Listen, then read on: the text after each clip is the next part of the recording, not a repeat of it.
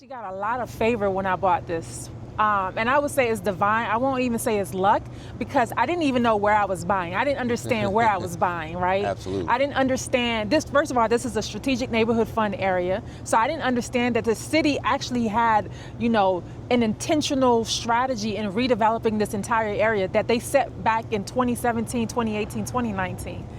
I didn't understand the context of Dexter Ave and what that means for the city and the history of Dexter Ave and the fact that it's a major commercial node from north and south and how important that is from a transit accessibility perspective. Absolutely. So I got very favored. I'm not going to even say lucky because it worked to my benefit. And the fact that this essentially is a catalytic development for the entire neighborhood to where you're seeing a lot more activity. I won't say it's all because of this project, but it definitely helps. So when I look at it, and that's where I start to think about placemaking, right? I've had mentors who have poured into me over the years, and they always talk about how you can, get the energy of an area really shaped up when you start to focus on the commercial aspect of it. Absolutely. Don't just think about the residential side, but when you start to think about the retail and the commercial aspect of it, how that can really shape up the energy of it and the vibe and all of that you want to do. So in developing that, the vision started to crystallize a little bit more because now I'm like, okay, this is catalytic. 77 seniors are going to be living here. They're going to need places to shop, places to dine at. They're going to need services. They'll need an optometrist, a veterinarian. They might want to do yoga. Not just that, but there's other developments that's happening around here that's adding density. And that's when I started to think about the entire story.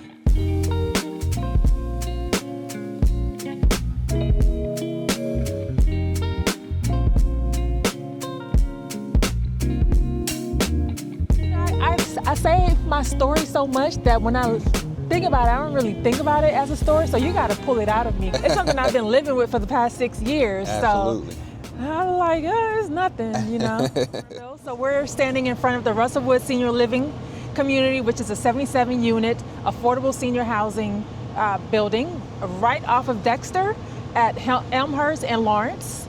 And it'll be completed September 2026. We broke ground April 2026. It's a 15-month-long construction project.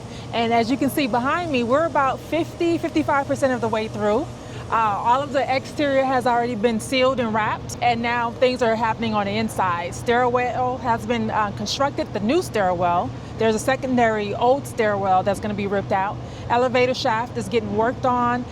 Some framing inside has already been completed, but drywall is what they're actually starting to stage inside so that drywall can start to go up. Once drywall goes up, the hard work is halfway through. So, people always ask me, how did I end up coming to this project? How did I end up in Detroit? Because I'm not from Detroit, I'm from Miami. And what made me and I get that on both sides.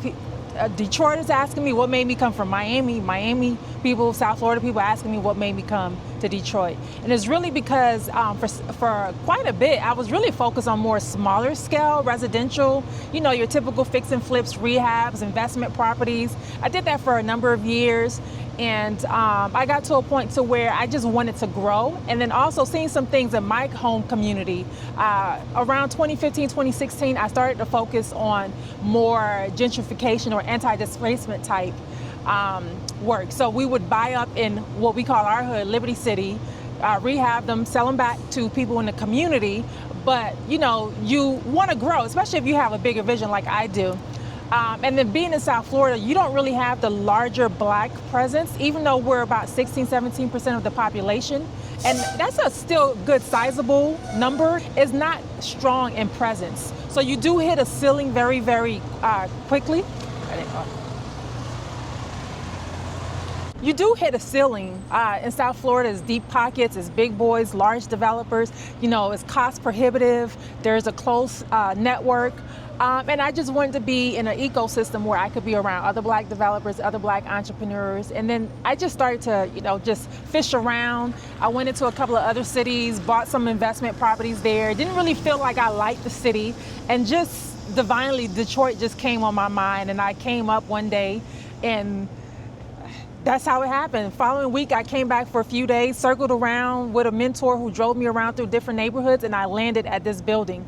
Obviously, I didn't know anything about the neighborhood. I didn't know anything about Dexter Ave and Russell Woods, Narden Park. I didn't know anything about the building itself. But when I saw it, I saw a scale. It was senior housing. It sits on the same lot as the St. Paul AME Church. That's already good dynamics and fundamentals right there. Absolutely. And for me, the math just made sense. The story, just from the optics of it, made sense. And just as I started to do more digging and more learning, coming back and spending more time in the city and really understanding what this neighborhood has gone through.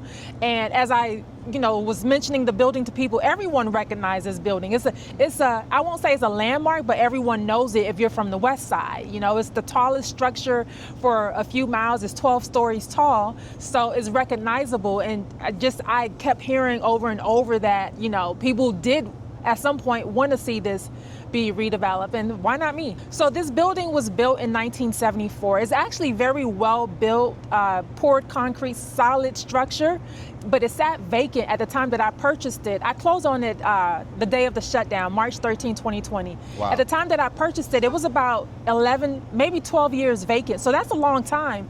And you're talking about a structure where you don't even fully understand what the conditions are on the inside. You don't know what you're going to get into, right? You can do all the drawings in the world, create all your plans for your redevelopment, but you have no idea until construction actually breaks ground and you start to strip walls and do demo. And it took a few years for me to get all of the funding sources that I need, which I finally did when I broke ground April 2020. And it's not until construction started where you really see what you're working Absolutely. with. But luckily, the church did an amazing job building the church. So the structure and the foundation was amazing, but obviously a lot of change of plans and just really having to go behind the walls. And but we have a really good development team. The guys on site did a really good job of restoring it, and I'm just proud of what it's going to become. What's crazy, because the snow is out here, I didn't notice how many vacant lots there were until I just went up to the 12th story. Okay. And I was like, wait, did they just demo some more houses? And the contractor was like, no, it's been like this for a while. And you just don't really see it until you really see it from a different perspective. And just to see what the neighborhood has gone through, and knowing that there's other active developments happening around here. I have one across the street and a few blocks away. It's just, it's remarkable. Obviously, not being from here, I see it from a different lens, but I can just imagine the people who are from here and how they could see it. And sometimes you don't really believe it or see it until you actually see it happening. And for some time, I was saying, I'm gonna redevelop this building. It took me 5 years to get to it. And I'm sure at some point, people were like, yeah, that building is there's no way. You're probably gonna have to tear it down and knock it down. But the fact that it's actually happening, just kind of re-inspires what is possible and what will happen based on what the city has already invested on the streetscape with the Helen Moore Community Center, me seeing it from a different level.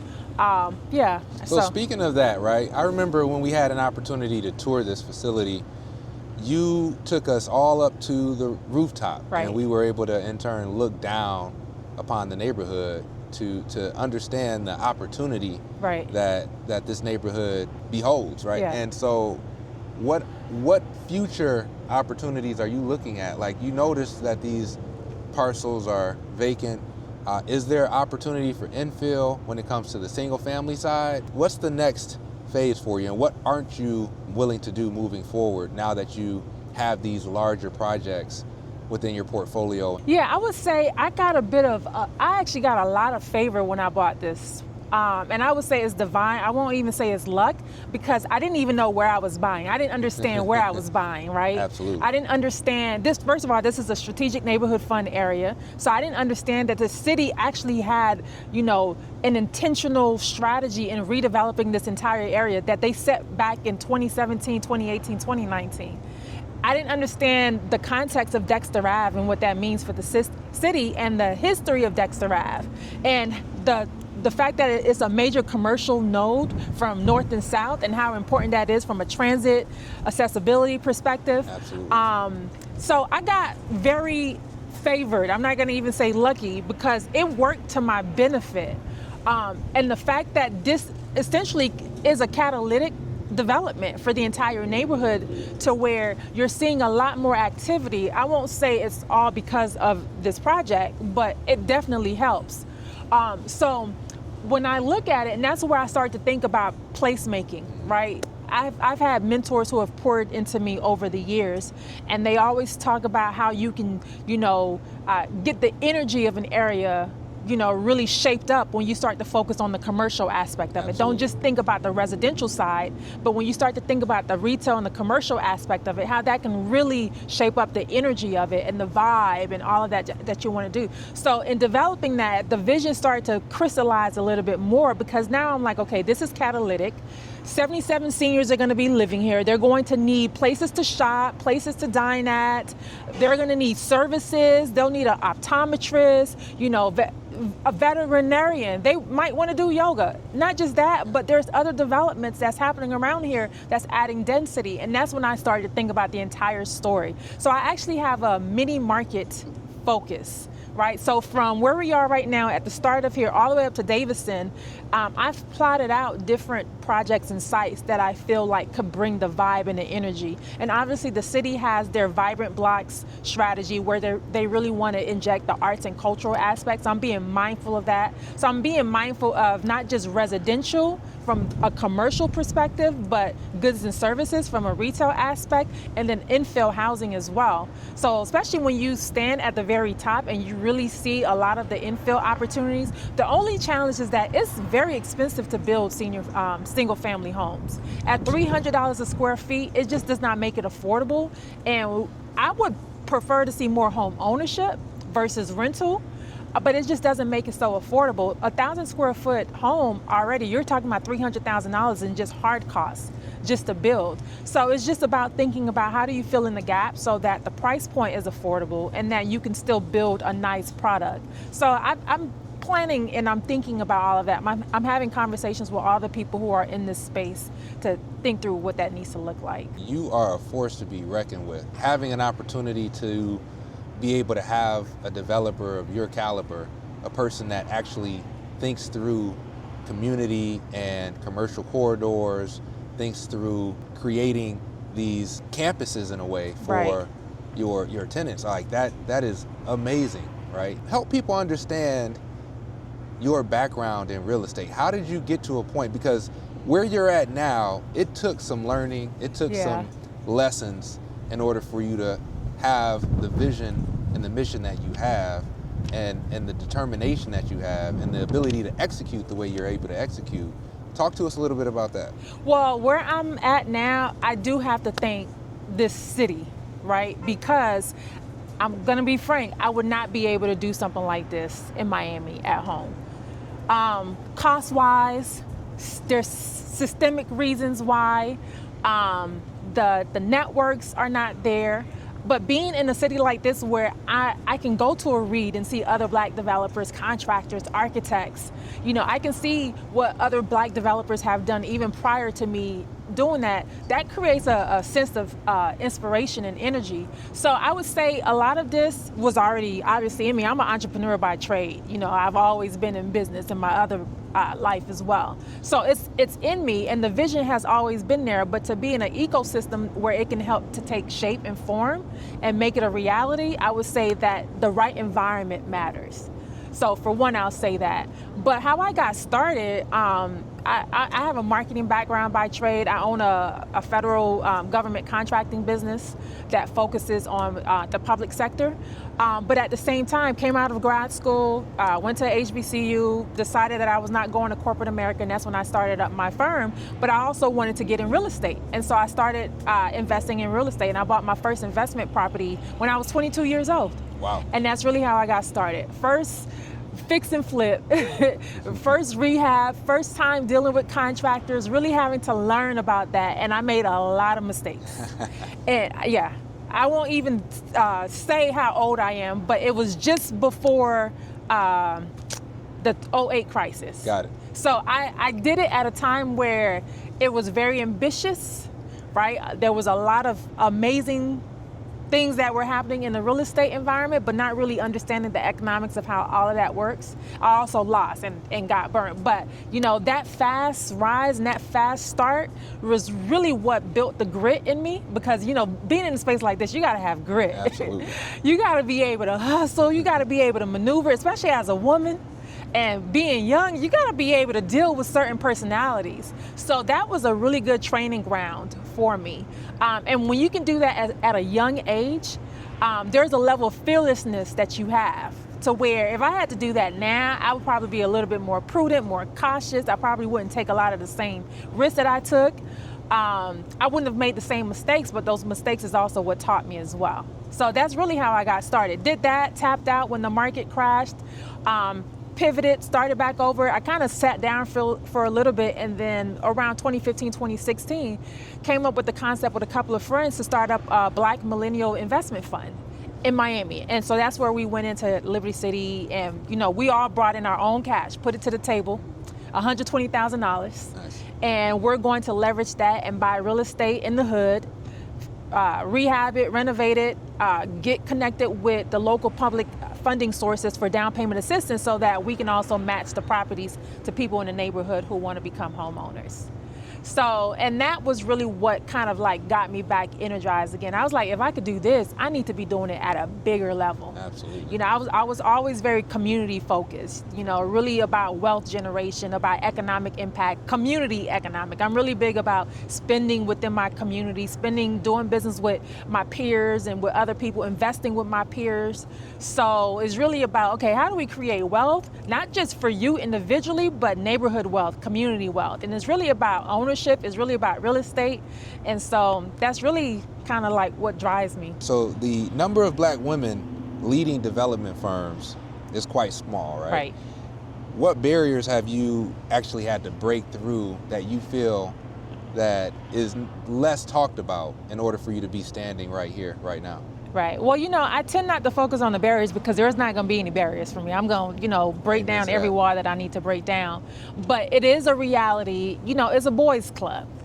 And when you're not in the boys' club, it's a lot of times unintentional, but you do get left out of it. You don't get invited to the meetings and to the golf trips, and, you know, that's where those relationships are being built, right? You're not really building those deeper relationships with the money circles, the investor circles, and that's not just from a gender perspective, but also, you know, from a racial perspective. You know, we're not in those spaces where capital's being raised, where those back deal conversations are happening.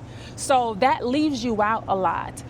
So it's really about being intentional about it. So I'm intentional about how I show up, and I'm intentional about how I represent for others, because I know that even here, this might be a lot of times, I'm going to say this, that they would interact with a woman in this space, right?